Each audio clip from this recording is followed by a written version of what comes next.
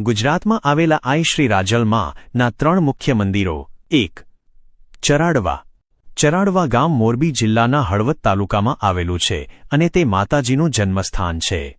આશરે 520 વર્ષ પહેલાં અહીં ઉદાબાપુ ચારણના ઘરે માતાજીનું પ્રાગટ્ય થયું હતું. લોકવાયકા મુજબ માતાજીએ અનેક પરચા પૂર્યા છે.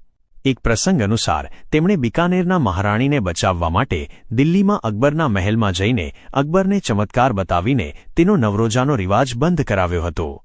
આ સ્થાન આજે પણ 18 વર્ણની આસ્થાનું કેન્દ્ર છે. 2. ઝીંઝુવાડા. ઝીંઝુવાડા સુરેન્દ્રનગર જિલ્લાના પાટડી તાલુકામાં આવેલું છે.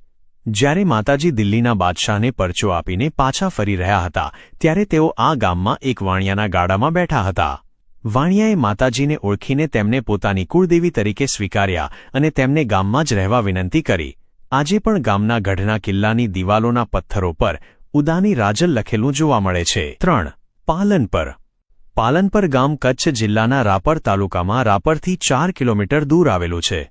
અહીં આઈ શ્રી રાજબાઈ માનું મંદિર છે જે રાજલધામ પાલનપર તરીકે ઓળખાય છે. અહીં દર રવિવારે ભક્તોની ભારે ભીડ જોવા મળે છે. એવી માન્યતા છે કે માતાજી નિઃસંતાન દંપતીઓને સંતાન પ્રાપ્તિનો આશીર્વાદ આપે છે અને અહીં હાલ પણ તેમના પ્રગટ પરચા પૂરાય છે.